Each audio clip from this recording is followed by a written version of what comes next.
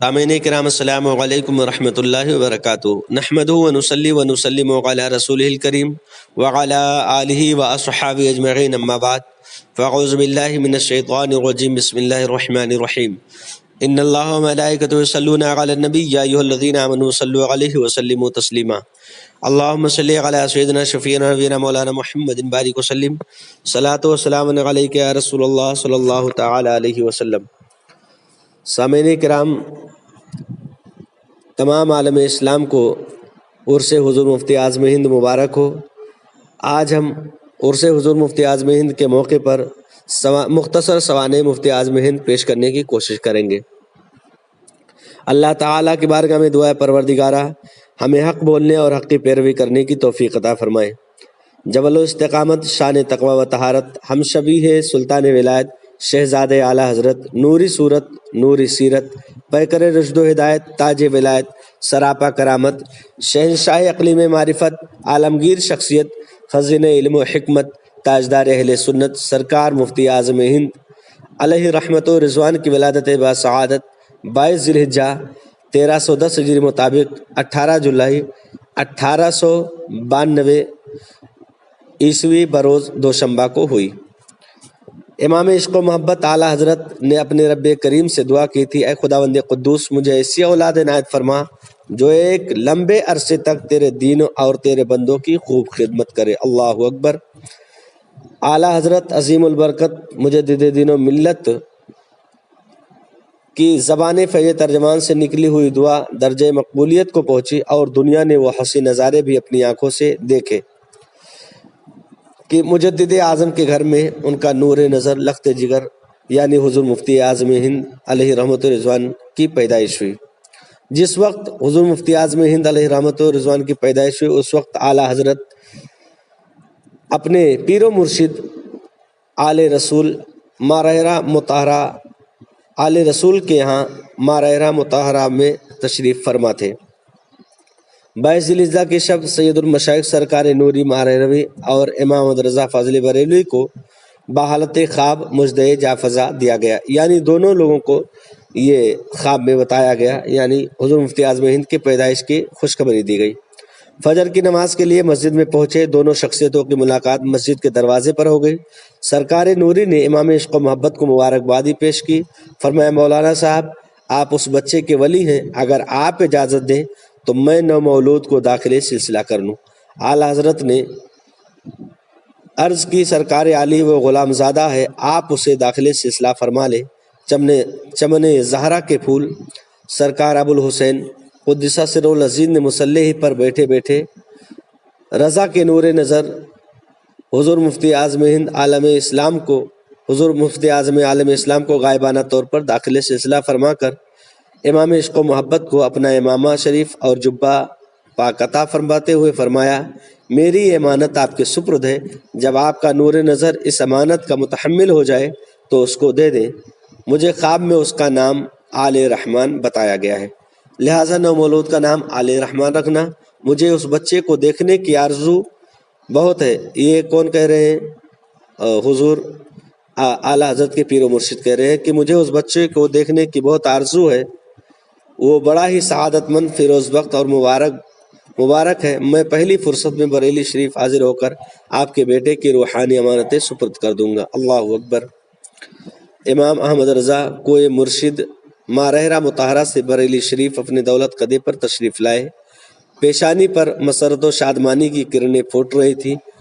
آپ نے اپنے قرۃ العین کو نہایت ہی خوش دلی کے ساتھ ملاحظہ فرمایا اور محمد نام پر عقیقہ کیا اور عرفی نام مصطفیٰ رضا رکھا۔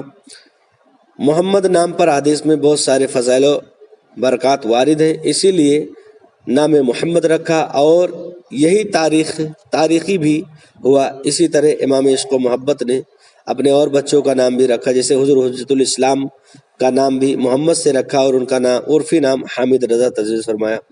بہرحال المختصر آل رسول احمد نوری حسب وعدہ 6 ماہ کے بعد مارہرہ مقدسہ سے بریلی شریف جلوہ گھر ہوئے اور محمد آل رحمہ کو اپنی گود میں لے کر کافی دیر تک محبت بھری نگاہوں سے دیکھتے رہے۔ پھر پیشانی چوم کر اعلیٰ حضرت سے فرمایا یہ تو مادرزاد ولی ہے۔ برکتوں کے اعتبار سے ابوالبرکات اور مرتبہ فانیت میں محی الدین جیلانی ہے۔ ان متبرک کلمات پر عاشق رسول محب آل رسول امام احمد رضا بہت خوش ہوئے۔ پھر ان حقائق کا اظہار فرمانے کے بعد سرکار ابوالحسین احمد نوری نے 6 ماہ 3 دن کی عمر شریف میں اپنی انگشت شہادت حضور مفتی اعظم ہند کے دہن مبارک میں ڈالی۔ میرے مفتی اعظم شیر مادر کی طرح چوسنے لگے۔ حضرت احمد نوری نے شرف بیعت سے مشرف فرمایا۔ داخل سلسلہ فرمانے کے بعد جملہ سلاسل کی اجازت و بیعت سے نوازا۔ دوسری بشارت دیتے ہوئے سرکار احمد نوری نے بیعت کرتے ہوئے وقت ارشاد فرمایا، یہ بچہ دین و ملت کی عظیم خدمت انجام دے گا اور خلق الہی کو اس کی ذات سے بہت فائدہ پہنچے گا۔ یہ بچہ ولی ہے۔ اللہ اکبر۔ اعلیٰ حضرت کے پیر و مرشد نے کہا تھا، آل رسول نے کہا تھا، یہ بچہ ولی ہے، اس کی نگاہوں سے لاکھوں گمراہ دین حق پر قائم ہوں گے، فیض کا دریا بہائے گا، پھر نسبت قادری کابر کرم اور دریائے فیض بن کر فاضل بریلوی کی گود میں دے کر فرمایا، مبارک ہو آپ کو آل رحمہ محمد ابوالبرکات محی الدین جیلانی مصطفیٰ رضا۔ حضرت مفتی اعظم کو اپنے والد ماجد امام اہل سنت سے بھی اجازت و خلافت حاصل تھی۔ برادر اکبر حجت الاسلام سے فقط 3 برس کی عمر میں قرآن خوانی کی تکمیل فرمائی۔ جامعہ رضویہ منظر اسلام میں استاد و اساتذہ علامہ رحم الہی منگلوری و حضرت علامہ بشیر احمد علی گڑھی وغیرہ سے باقاعدہ درسی کتب کو مکمل کیا۔ 18 برس کی عمر میں جملہ علوم و فنون میں مہارت تامہ حاصل کی۔ مفتی اعظم ہند نسباً پٹھان، مسلکاً حنفی، مشرباً قادری، 1319 ہجری میں اپنے والد ماجد کے قائم فرمودہ جامعہ منظر اسلام میں درس و تدریس پر متمکن ہو کر تشناگان علم کی پیاس بجھاتے رہے اور اپنے تلامذہ کو شریعت و سنت کا پابند بھی بناتے رہے۔ 18 سال کی قلیل عمر شریف میں پہلا فتویٰ مسئلہ رضا سے متعلق قلمبند فرمایا۔ میرے مفتی اعظم ہند نے 72 سال تک مسلسل فتویٰ نویسی کی عظیم خدمت انجام دی ہے۔ آپ کا تاریخی فتویٰ رؤیت ہلال سے متعلق اپنی نظیر ہے اور نہایت ہی اہمیت و افادیت کا حامل ہے۔ مفتی اعظم ہند کے فتاویٰ کا نام، ویسے کئی کتابیں، آپ تقریباً 50 کتابیں آپ نے لکھی ہے۔ فتاویٰ مفتی اعظم، فتاویٰ مصطفیہ مشہور ہے آپ کی کتابوں میں، اور ایک نعتیہ دیوان ہے جسے سفینہ بخشش کہا جاتا ہے۔ آپ نے اپنی زندگی میں 3 بار حج فرمائی۔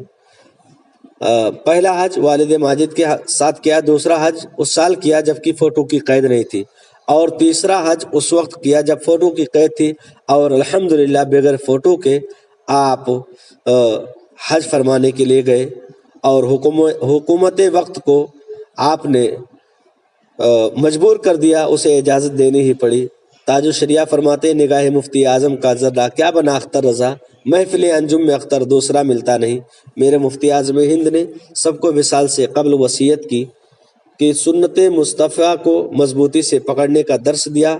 فرمایا، اسی میں دین و دنیا کی بھلائی ہے۔ حسبنا اللہ و نعم الوکیل ہر مصیبت کے وقت پڑھا کرنا، یعنی اپنے مریدوں سے آپ نے کہا، اللہ ہی ہمارے لیے کافی ہے اور وہی بہترین مالک ہے۔ پھر سورہ ملک شریف کی تلاوت فرمائی، آیت الکرسی پڑھ کر کلمہ طیب کا ورد جاری رکھتے ہوئے سفر آخرت کا آغاز فرمایا، اور حسبنا اللہ و نعم الوکیل پڑھتے ہوئے 92 سال کی عمر شریف میں 14 محرم الحرام 1402 ہجری بوقت شب اپنے معبود حقیقی سے جا ملے۔ شاعر کہتا، عرش پہ دھومیں مچی، مومن صالح ملا، فرش پر ماتم اٹھا وہ طیب و طاہر گیا، ابر رحمت تیری مرقد پر گوہر باری کرے، حشر تک شان کریمی ناز برداری کرے۔ اور کسی نے کہا، متقی بن کر دکھائے اس زمانے میں کوئی ایک میرے مفتی اعظم کا تقویٰ چھوڑ کر، اور آپ کے سوانح حیات کے کس کس گوشے پر نظر ڈالی جائے، آپ کا بچپنا بھی لاجواب، جوانی بھی آپ کی لاجواب، اور آپ 50 سال کے بعد بھی جو عمر آپ کی ہے وہ بھی لاجواب ہے۔ عزیزان محترم، آپ شریعت و سنت کے اتنے پابند تھے کہ پوری دنیا کہ علماء فصحا اور جتنے بھی عقل مند لوگ تھے سب پریشان تھے، اور آج کے دور میں آپ کی نظیر نہیں ملتی ہے۔ آپ جس طرح آپ نے شریعت و سنت کی پابندی کی ہے، شریعت مطہرہ کی پابندی ہے، اس زمانے میں شاید ہی اس طرح کوئی شریعت مطہرہ کی پابندی کرے۔ اسی لیے آپ کو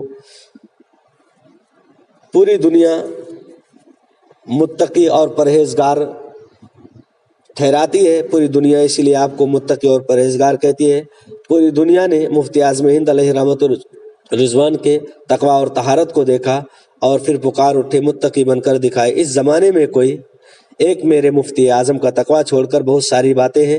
بس اسی پر میں اپنی گفتگو ختم کرتا ہوں۔ اللہ تعالیٰ ہمیں حضور مفتی اعظم ہند کے فیضان سے مالا مال فرمائے۔ ہمارے چینل فیضان حسنین کریمین کو سبسکرائب کریں، زیادہ سے زیادہ شیئر کریں، کوئی غلطی ہو تو اصلاح فرمائیں۔ السلام علیکم ورحمۃ اللہ وبرکاتہ۔